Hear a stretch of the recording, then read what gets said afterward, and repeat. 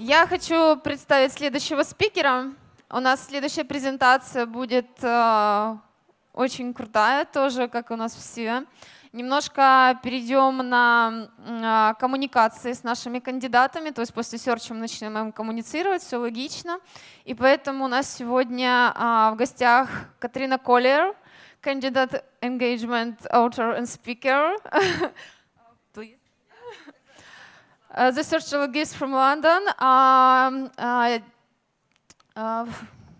Ее тема доклада — это Robotic Recruiters, the Death of Candidate Engagement. Katrina is going to talk about the death of candidate engagement. She will speak about how to be a robot-proof recruiter, how communicate respectfully is different messages, and other secrets of sourcing and first contacting of candidates. Yay! So, which message would you reply to first if you're a PHP developer? Which one? No? Why not?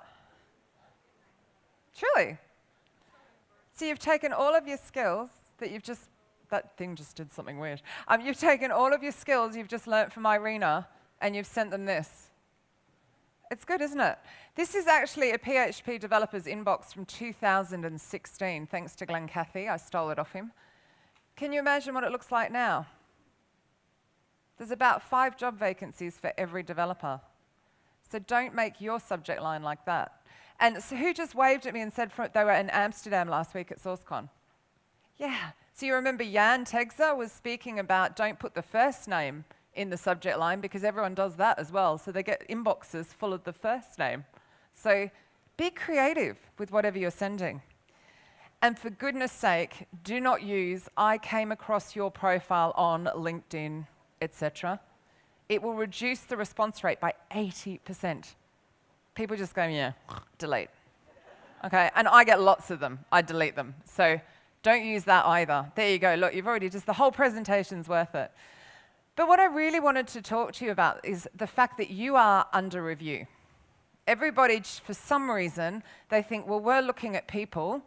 They're not looking at us, though. Why would they look at us? Of course they are. You send me a message, I will look you up on the internet, and I will choose if I'm going to reply or not. So that's what I'm going to talk to you about, and make sure that you look fabulous by the end of the presentation. So I'm Katrina Collier, currently with hair caught in the headset. Could be interesting. I have been teaching social sourcing and robot-proofing recruiters for actually nearly 10 years, which is quite extraordinary.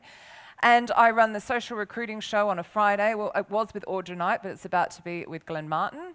And really excitedly, I have written a book which is all about this, which will be out in August. And I'm so excited because it's not just me. It's 72 plus 2 anonymous, because they couldn't say who they were, other people who've contributed to this book. So I'm so excited. And it will absolutely help you get that reply. So I can't wait. But also, everything I talk about is everywhere that I have been honoured to travel on this planet to speak. They're all the places I've been to speak, and that's a handful of my clients. This is what they're telling me. So I'm learning from them, and every time I go to a conference, I'm learning from all of you as well. So it's not just my boring voice up here. So why has it become so incredibly difficult to get people to give you a reply? Well, it could be stuff like this. He keeps telling me I'm not allowed to stand in certain positions. I think I've gone into it. Recruiters are. This is what people actually type into Google. Recruiters are scum. We're scumbags. We're the worst. We're worthless. And they type this into Bing. We're idiots. We're scum. We're racist. Isn't that horrific? We're the worst people. And then there's this, and even on DuckDuckGo, this is what people type into the internet. We're useless and we're a waste of time. Do you believe that that's true? Right, but that's what people think of us, so we need to change that perception and make sure it's not like that. And some of the reason for it is stuff like this. Oops, sorry, I changed my slides last minute. We're looking for a junior developer with the experience of a senior developer with the salary of an intern, right? So your clients and your hiring managers are like this, aren't they? They're really unrealistic. So unfortunately, this is causing problems. Do any of you know what Reddit is? Reddit? Recruiting hell. Go and look up Recruiting Hell on Reddit, and you will discover how to improve yourself as a recruiter. It's hilarious. There's lots and lots of stuff like this as well as on Twitter. So we want to make sure we change that. But I've got a question for you. So how much time did you spend the last time that you were buying a big ticket item, so be it a house or a car? How long, yell out your answers, did you spend researching? You went online and you were looking. So say it was a car. How long did you spend researching? Huh? 1 hour? Oh, you obviously knew what you wanted. I'm very indecisive. I've been looking at minis for about 2 months. Anyone else? Oh, I like standing here. I'm not in the light. I'll get in trouble with the guys at the back though. You guys, how long? When you last were searching for something? Okay, an easier one. What about your holiday? How long have you looked up your holiday? A few months? Yeah, where are you going? Oh my God, Dubrovnik. Right, so you spend a few months and you look, right? And you do your research and you read all the reviews and you take your time. So those big ticket items, that car and that holiday and all of that, are they more or less important than your career? It's a trick question if your boss is in the room, right? They're less, I hope, than your career. But I think as recruiters, we tend to forget that day to day we're dealing with somebody's life. So if I change jobs and I come and work at your company and it doesn't work out, how do I pay my mortgage or my rent? How do I keep the kids at school? How do I feed my dogs in my case? It's all very important, right? So we have to remember that day to day. And I think with the amount of sourcing tools out there, and Irina's amazing information she just shared with you, finding people really easy. But we forget, do you know what, we're dealing with their career, not just this job. So let's make sure we remember that. So to help you with that, if you were dreading going to work tomorrow, and you're thinking, not tomorrow, Monday, it's Saturday, isn't it? Monday, what would you be thinking? Like if you're going, I have to get in the car, I have to sit in the commute, ugh. And if you were going to change jobs, you were sick of your job, right? What would you be worried about? Again, I think it's that frying pan into the fire. What if I don't like the people? What if they don't like me? So you'd go online and look for reassurance, right? It's just normal. You've done it for your holidays, for Croatia. You're going to go and look. Well, you could go and look on Facebook with 2.32 billion people. That is 4 times the size, nearly 5 times the size, the number of people that are on LinkedIn, by the way. If you're not sourcing there, I heard Irina talking about Shane's brilliant intelligent search tool. 1.3 billion on YouTube. Lots of videos you can go and look up and see what's it like to work at. They're quite amusing videos most of the time. 1 billion people on Instagram. Instagram's popular here, right? As well, I've seen you all outside. I may well have participated in that. 330 million active users on Twitter. That's an active user base that's higher than LinkedIn. You'd never give LinkedIn up, but many of you will not use Twitter.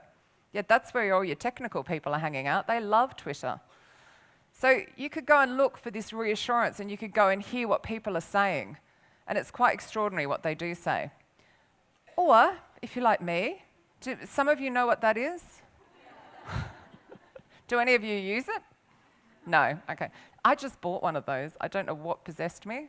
But anyway, I'm now going to have to pay for a landline just so I can use it. But anyway, that's a long story and it involved red wine. So, shouldn't have done it. But anyway, you could go old school. So back in the day, I would find my friend Anastasia and I would call her up and say, what's it like to work at that company?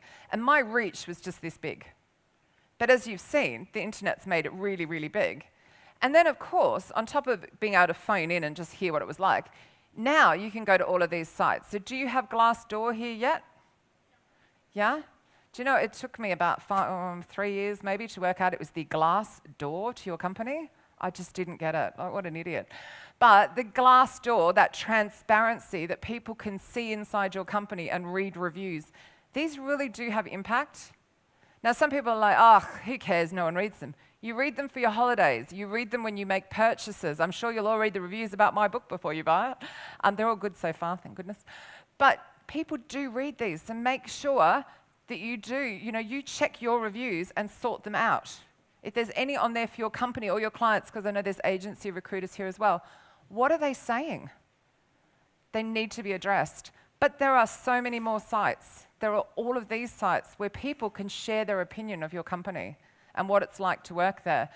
Indeed and Kununu are quite big in Europe as well. So if you're recruiting into Europe, what's being said about you? Do you need to sort it out? And also on Google Maps. Can you imagine? You send a link. Actually, you've got Yandex Maps, right, in preference? Whichever one. You send a map link to your candidate, whoever is coming in for an interview, and they see it. The reviews are right there. And there's one here, best place to work, also great place to buy voice. I have a feeling he's been bribed to write that. But anyway, new offices, modern, urban, all this kind of stuff. They're right there on Google Maps. It could say dreadful place to work. That would be the ultimate revenge of an ex-employee, because it would be on your maps every time you sent the link. So again, something that needs to be addressed to make sure that there's nothing there popping up that you don't want to be popping up. And then there's the consequences of how we treat people, which is quite dramatic. So I found this, I found so many appalling things on Reddit and Recruiting Hell, but in other places when I was researching the book. But there are so many of them on Twitter. It's where we tend to go and complain. So here's Izzy. Over the last 3 months, I have been job hunting, and let me tell you, the interview process these companies make you go through is exhausting. I've had a company, I can't read it there, it's too small. I've had a company say they want to hire me on the spot, and then went dark for a whole month. Is a month on the spot? Love it. Then they had the audacity, after a month of ghosting me, to expect me to drop everything to speak to the hiring manager. No, I told the recruiter, I'm no longer interested in this role.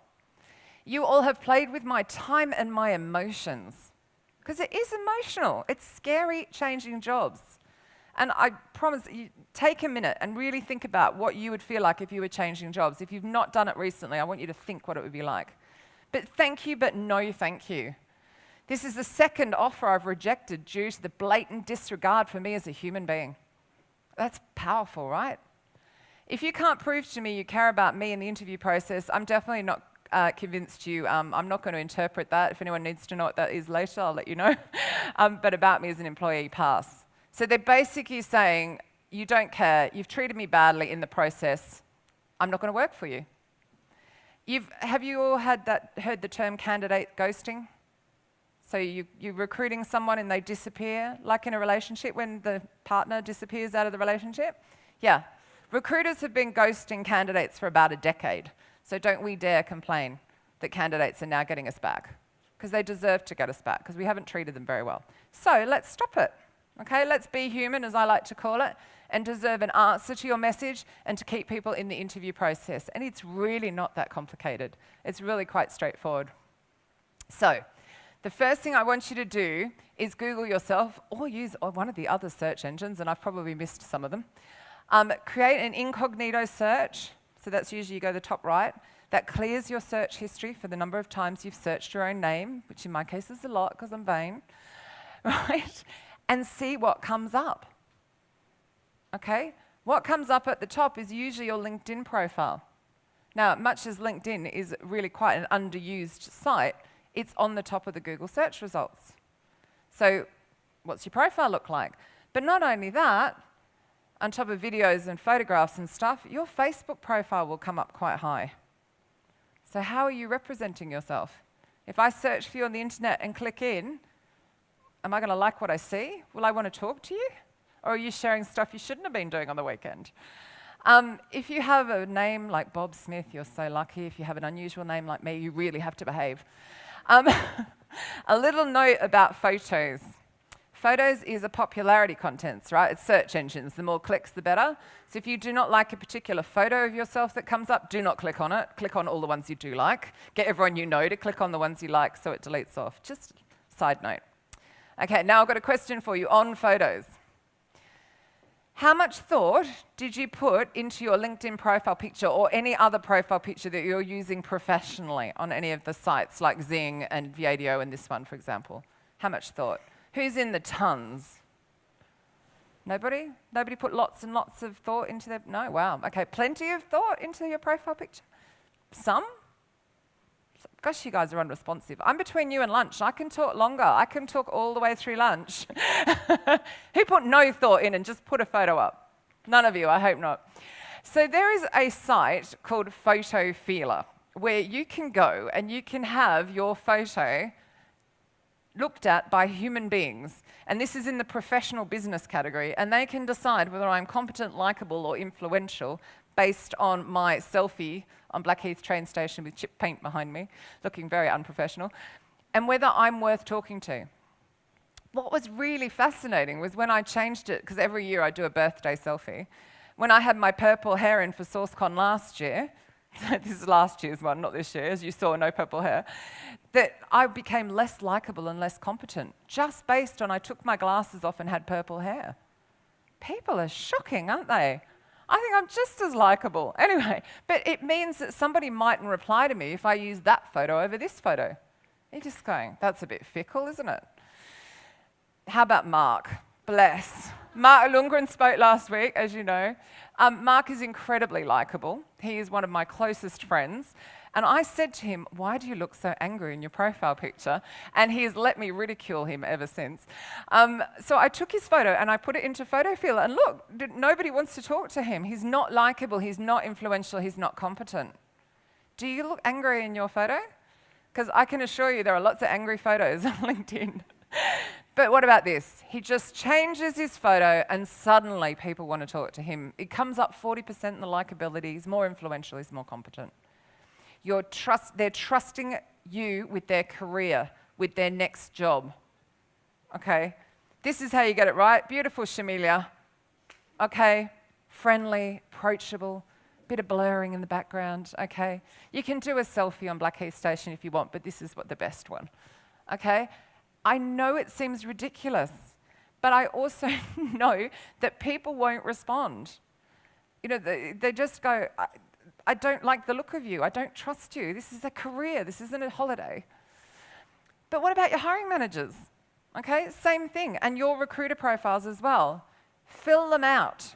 The biggest mistake I see, oh, does this thing work? Oh, it does, is people do not fill out their little title at the top.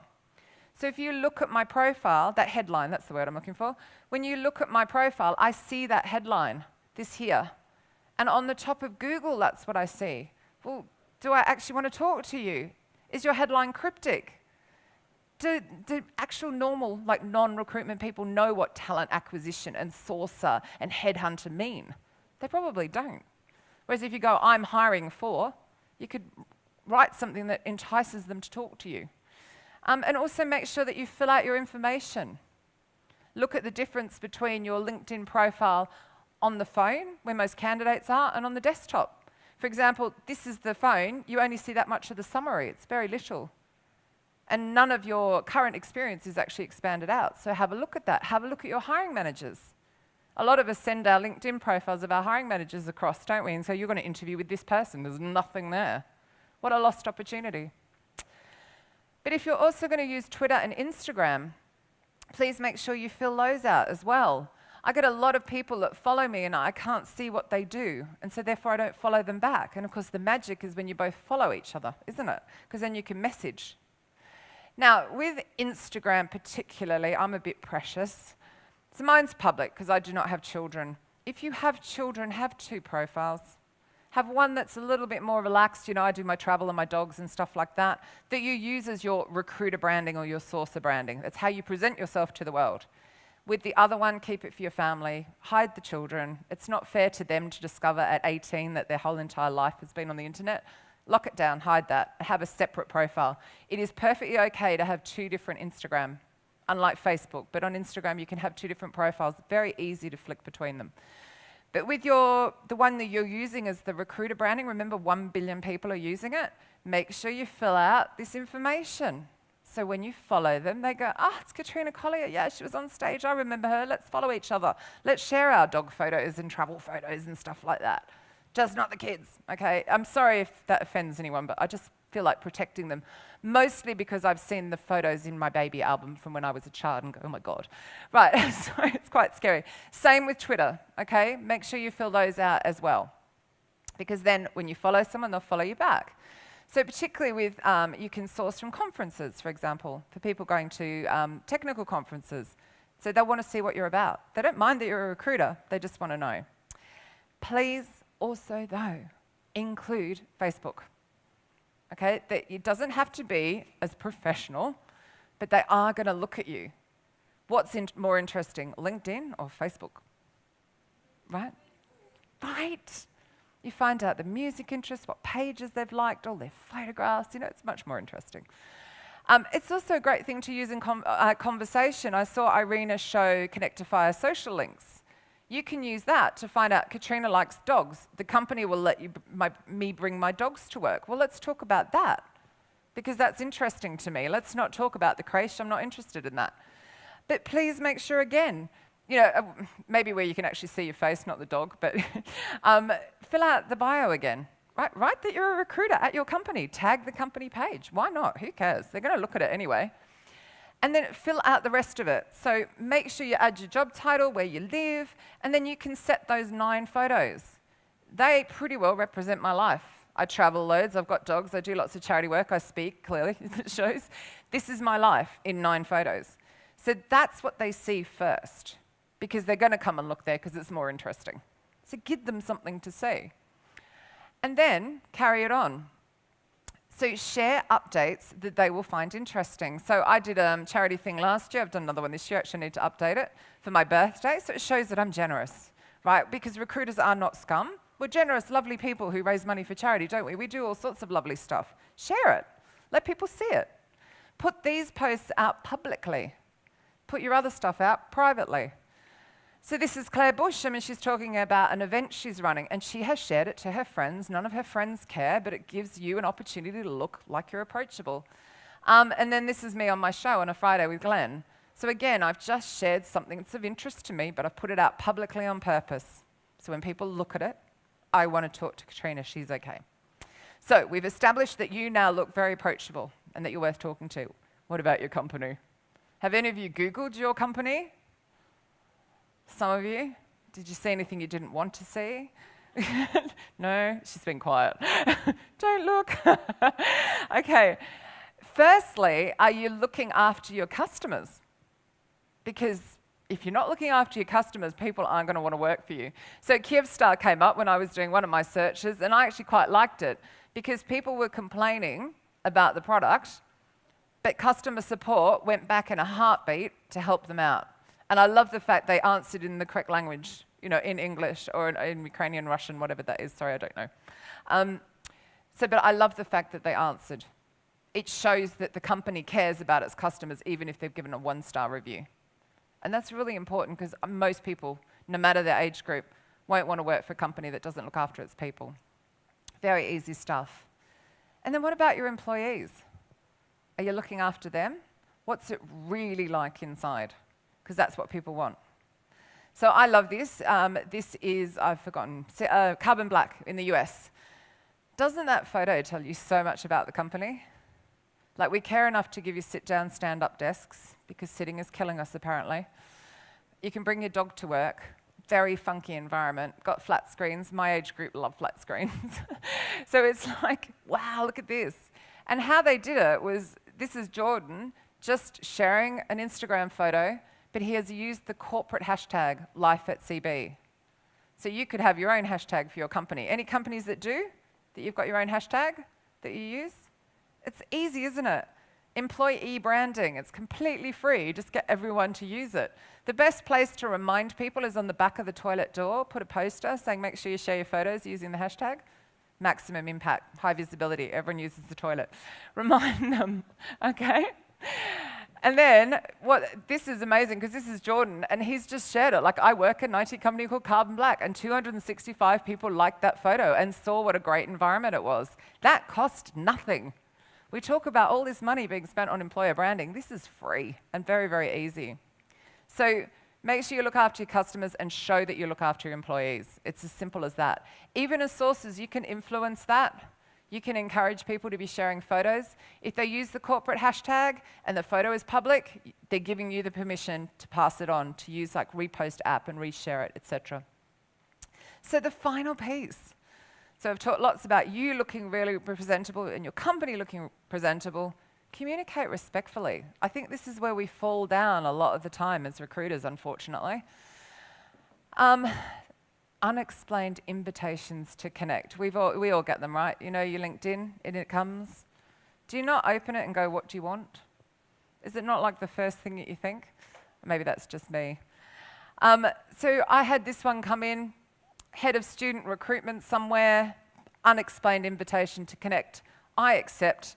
And the next thing the person does is spell my name incorrectly, which is immediate, like delete, and then sell at me. That was it. So I'm like, oh gosh, I wish I hadn't accepted that.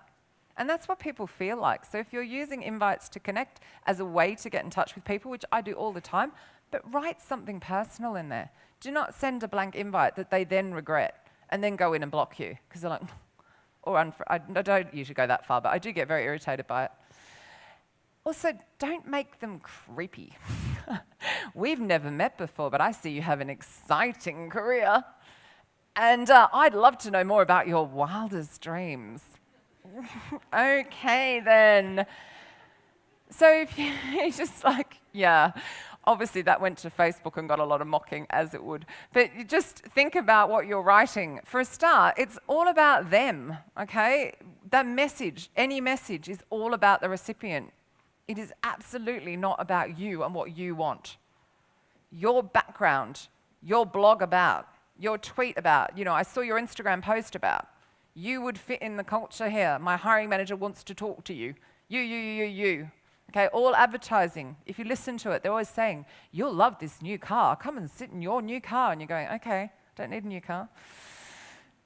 This is an explained and me. Exactly what I was just talking about. I'd like to be part of your professional note, but I hope to provide some great content around tech and cybersecurity once I've settled myself in.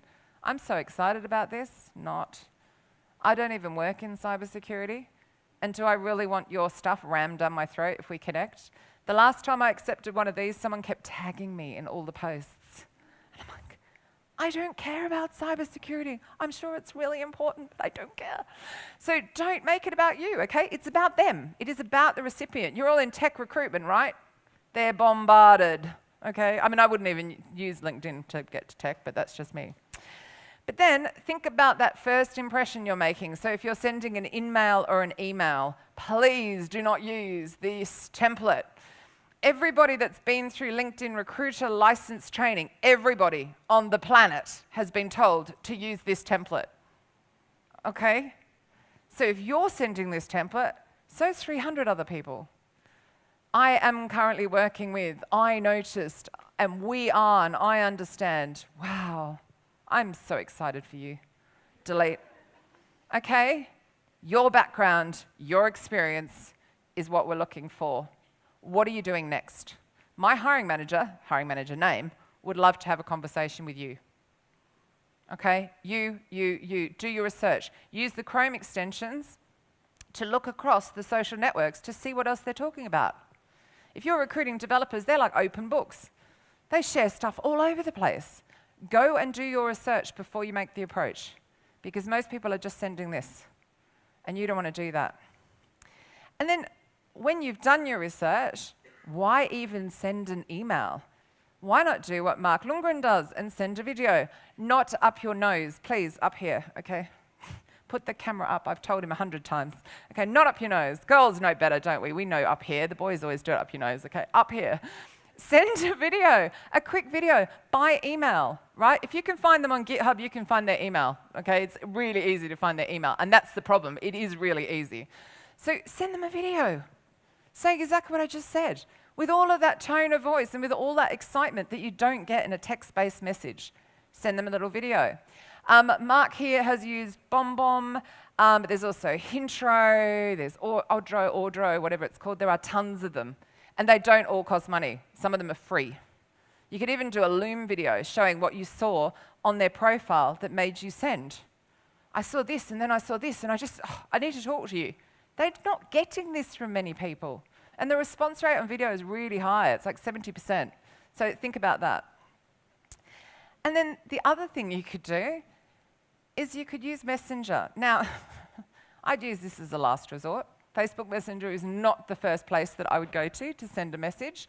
But in this case, with Rebecca Hitchens, she's my client, so I did a demonstration with her. But I just did right-click, search Google for her name, and I found her on Facebook. So I recorded the video on my phone first. Never record straight in Messenger. Like you'd never record in any of them, like WhatsApp, etc. Record, thanks, and upload it and send it.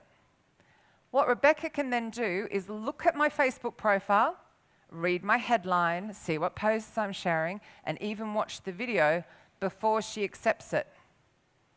So it's completely safe. And then once she does, the little bauble thing, I never know what to call that, it drops to the bottom, so you know it's red. And the great thing about this, oops, that bauble, is it's free. It's pushed, you get a message request, don't you, on your phone, it comes up, and you know it's red. Once it's read, you can then go back in. Thanks for reading my message. Can we have a chat? People aren't doing this. So if you cannot find them any other way, what's the risk? As long as you filled out your bio, you look like somebody worth talking to, why not? But please record it on your phone first. I cannot emphasize that enough, because you might send a dud. I would send a dud. She's laughing. You know I'd send a dud. Right. WhatsApp. Telegram. Just because you use Telegram more than WhatsApp, right? Sorry, I meant to swap the slide out and I completely forgot. But actually fill this out. Like, fill out what you're doing. Because again, if you send a Telegram message or a WhatsApp message, they're going to look at you, go, who's this Katrina Collier? I don't know who she is. But if you actually fill it out, and I've put my dogs because they're very important to me, then they know. And you could even use your status and actually write currently searching for. You can actually write what you're doing. So that when they send the message and that they look at you, they go, okay, I'll talk to her. It's important. And that's actually from Catherine Robinson. I stole that idea off her. But have you actually filled yours out? Have you actually put your name on there? Is it a recognizable photo? So definitely worth doing. And then nearly there, guys, because I know I'm between you and lunch, and I have just enough time for questions. Follow up, okay? How many people follow up once? Twice? 3 times? Some of you are lying. 4 times? Those that just said 3, I don't believe you. Please, please, please, please, please follow up. Boomerang will help you do that. It is a free tool. It's rather awesome. I've only used it over Gmail, but you can use it over Outlook and apparently over mobile as well. I quite like actually if I go back, their respondable tool is absolutely cool as well, also free. Go and have a look at it. It'll help you write better emails that get a better response. But Boomerang will help you because you can put your email back in your inbox to remind you, or you can send stuff later. Now, you know there's like the fold on your computer, so the emails come in the top, and eventually they drop below the fold, right? When I was writing my book, I would have clients messaging me going, do you want to do this piece of work? And I was so busy, they'd go below the fold. Then my clients wanting to pay me money would have to put me back at the top. I'm like, oh my God. So you could still be getting in touch with somebody who really does want to talk to you, but they're so busy doing their job that your email dropped below the fold. So bring it back up. But don't keep replying by email. And don't be, like the British are very good at, passive-aggressive, okay? No, oh, I guess you're not interested. Okay, none of that. Be polite. Just putting it back on the top, just in case you've lost it like I would in my inbox. It's crazy. And then the next time, try something else. Send them a video, find them on another social site, go and like some of their posts somewhere else, comment on something, share something with them. Okay, show that you're different. You're not just going to keep bombarding their email. Maybe email isn't the best way to reply to some people. They're not of interest. But the last thing, if you do get somebody, and particularly from a referral, through your interview process, okay, and I don't care what your hiring managers are like, hold them down on the ground and get feedback from them if you have to. Please, will you go back to people with some feedback and some closure? If you have been ghosted in a relationship, you should be doing this without any concern whatsoever, because you know how awful it is. But this is worse. This is an X-ray search of Glassdoor for never heard back from a referral. So there's actual interview reviews that you can find on Glassdoor, which are quite enlightening. And here's, somebody, like, I never heard back after multiple follow-ups from somebody who spent time and energy coming and traveling to your premises and sitting there and interviewing. It is unacceptable. Please give people feedback. Just think of it this way. It is your payment to a person who has invested valuable time interviewing at your client or your company. Okay, everybody deserves that. This, I would say, is probably the number one thing that's stopping companies from recruiting and getting answers, because you can find this easily. I know, it tells me down here. She's so good with her 5-minute sign. So, summarize, put yourself in their shoes, okay? Remember I said, what's it like? Is it scary? You know, what's it like to change jobs? Please remember what that's like. Google yourself. Are you sharing anything you shouldn't be? Would I actually want to talk to you? Do you look presentable? Because believe me, I will check before I accept your invite to connect. And I only accept personalized ones, which is really hard on the phone because you have to go to the More tab. Google your company. Does your company look shit or does it look good? I didn't just swear. And be a great communicator, okay? Human first. This is what has gone wrong in the last decade. We have forgotten this. And that's me.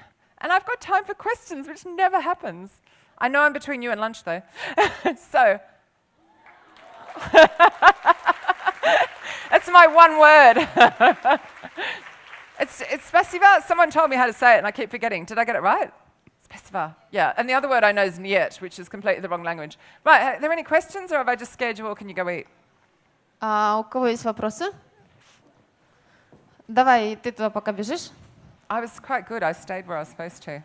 Hi, Katrina. My name is Luina. Hello. Thank you for the presentation. Thank you. I have questions that relate more to the recruiting, freelance recruiting, when you're not working in the company. Yeah. And my first question is, how shall I behave as a recruiter if I'm looking for the candidates and for the company which is not a public?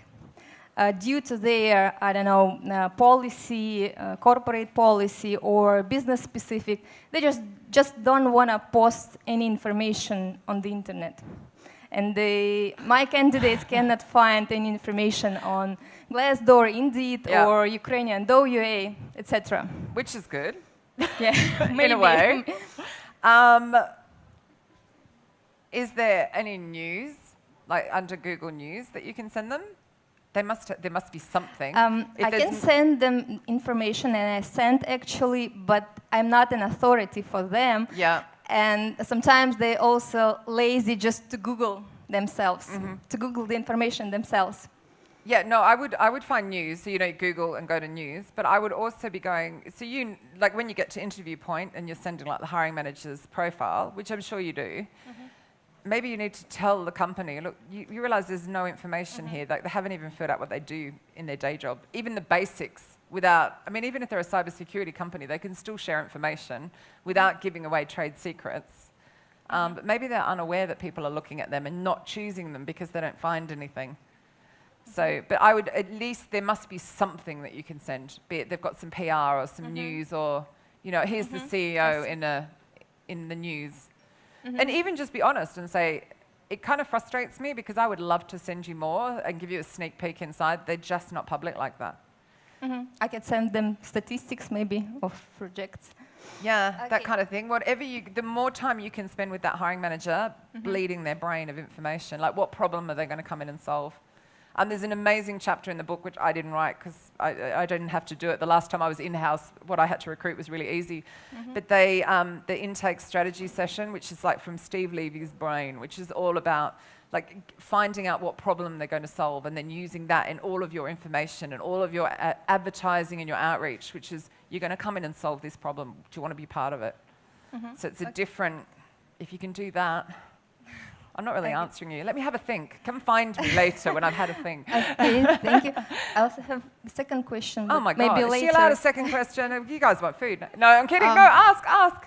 Let her have a second question. Christine. Okay. I was just teasing. Australian humour. Sorry for taking time. No. Also, there are some companies. There are negative reviews the companies have, and that's normal. Yes. Yep. And probably it's not normal when the company ignores them and do nothing just to fight. How can I help? How can I communicate my point of view that this should be changed? Do any of the reviews have the helpful button being clicked? So on Glassdoor, there's a helpful box, and people click that when they found it helpful. So if that has a number in it, you could take a screenshot and send it to the client and say, people are reading this and finding it helpful, and it is stopping me recruiting. So do you want to recruit the best people or the low-hanging fruit that will just come and work for you and don't care? So they need to address it. So you just have to be consultative with your client. You just have to keep saying it over and over. My candidates are telling me they don't want to work for you because of this review. So Just to be honest. is that true? Well, there you go. So all they need to do, I mean, if they're really old, it's a bit challenging, is I would thank you for the time that you spent writing this review. I've heard you, right? We just want to be heard, don't we? That's why we complain online. Could we have a conversation? Here is my telephone number and my email address. They can find that anyway, so you might as well print it publicly. Not the talent acquisition team, not recruitment at. Here is Katrina Collier at, put it in and get them offline. So for example, I was sitting in an Uber in Singapore, so in a taxi, and the guy got lost in surge pricing, of course, like he'd get lost in normal pricing. And I just went to Twitter as a joke and went, oh, this is hilarious. My Uber driver's got lost. How do you get lost with sat-nav? But anyway, on his first day at Uber, blah, blah, blah. And they came straight back to me. They used my name. They said, hi, Katrina. We're really sorry to hear about this. Could you message us directly here? And I was like, whoa. It was in seconds. And I felt heard. I was only joking, but I still felt heard. So that's what people want. So you just have to say, look, I'm hearing this time and time again. Could you please balance these reviews out one by one? Go and find someone in the company who's been there a long time. Ask them to write one. Do not mass email your company for them, by the way. Never works. You have to go and find the people to balance it out. But then they have to respond to the recent reviews. Thank you. Okay? We have a last question. Yeah. Nobody's hungry, are they? Katrina, No. thank you. My name is Marina. Where am I? Oh, hi. I have two questions. First of Is all, she allowed 2 questions when you're all hungry? it will be not so long, I hope. I'm just teasing. Katrina, you told that we had to have 2 different profiles in Instagram, but if we If you've got kids.